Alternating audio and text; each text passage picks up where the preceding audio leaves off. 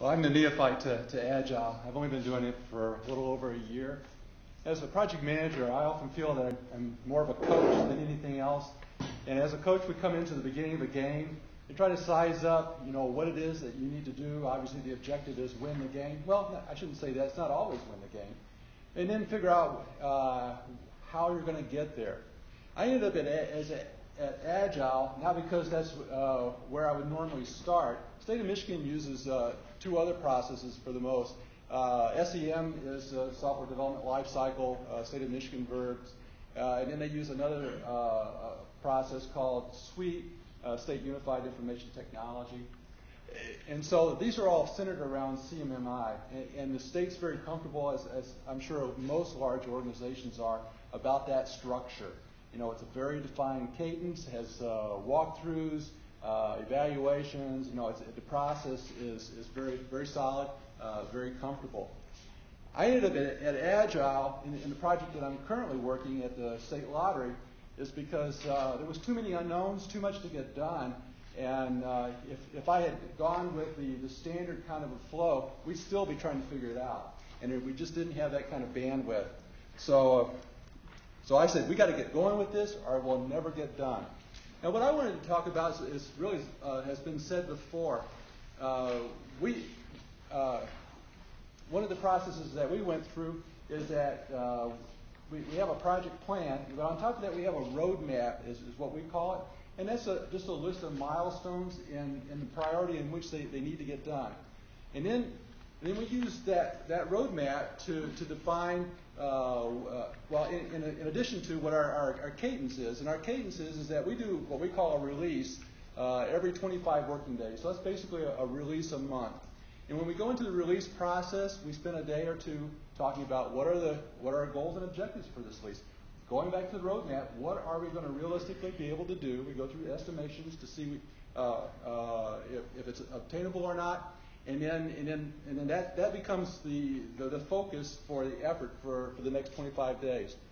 And I'm not really sure how we ended up into doing two sprints. I think it just seemed to work out that way. So we divide our releases into two sprints, which is 10 working days. And then we take and say, all right, out of the goals and objectives that we've defined for the release, what are we going to do first? And then those become the goals and objectives for the sprint. And then that occurs through a planning exercise at the beginning of the sprint, and then we have a retrospect or an evaluation at the end of the sprint. And then when we have that in mind, then we get into the execution part, and this happens every day. So at the beginning of the day, we have a stand-up around the whiteboard, our cards on the wall. We also do this in a virtual way using some of the Microsoft tools. We just happen to use Microsoft. This process isn't tool-specific, though. You could use a variety of different tools. And so at the beginning of the day, we say, all right, we're in sprint 1, we're in sprint 2. Where are we at? And what are we going to do? And then we do goals and objectives for the day. If we have bandwidth, we talk about what do we have on our backlog that we need to get accomplished. Do we have any impediments, anything stopping us from accomplishing what we need to get done? Or do we need to stop what we're doing in order to do something different? We call that a spike. Sometimes it's a training exercise. We might say, gosh, we need to use a technology that we really don't know much about. Maybe we need to stop the line. And oftentimes I refer to our process as an assembly line. The car that I'm building in front of me, I want to have absolute clarity of. I don't want any questions, any doubt, any concerns. I want it to happen in the way that we predicted that it would happen.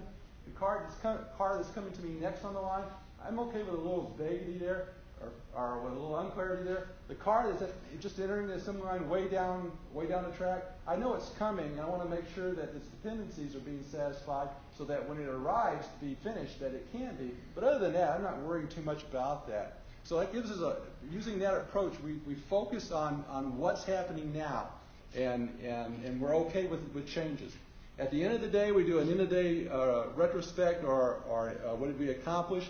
And I should say that we have a business owner that is a part of the beginning of the day and is a part of the end of the day. And they're also available throughout the day if we run into an impediment that says, hey, we have something that wasn't clear, wasn't defined well enough, can you come down and help us out? And that's worked really well. It's worked really well because the one thing that we don't want to have happen, we don't want to stop the line. That's a problem. We just happen to use Microsoft. The decision to use Microsoft was actually made before I arrived to the project, but it's turned out okay. On the development side, we use Team Foundation Server. It provides for all the processes that we need. Besides code development, we have version control. It accepts test-driven development, and that's all worked out well.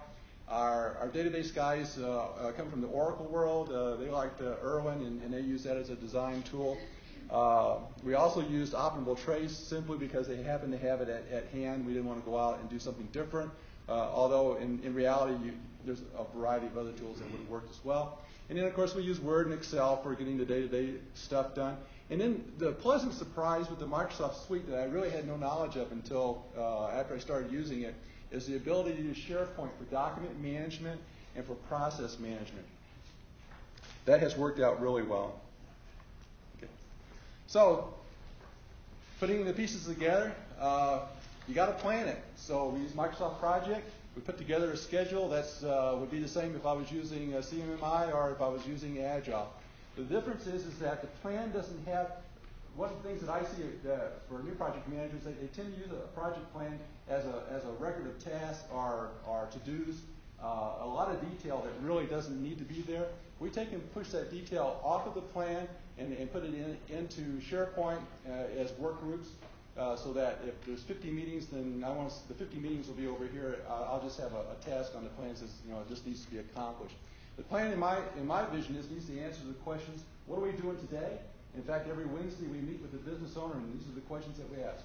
What are we doing today? What have we accomplished? And what's coming at us? We use a roadmap, which is a prioritized list of milestones, which keeps our compass pointed in the right direction. And then we offload a lot of the tedious work to work groups using SharePoint. Okay.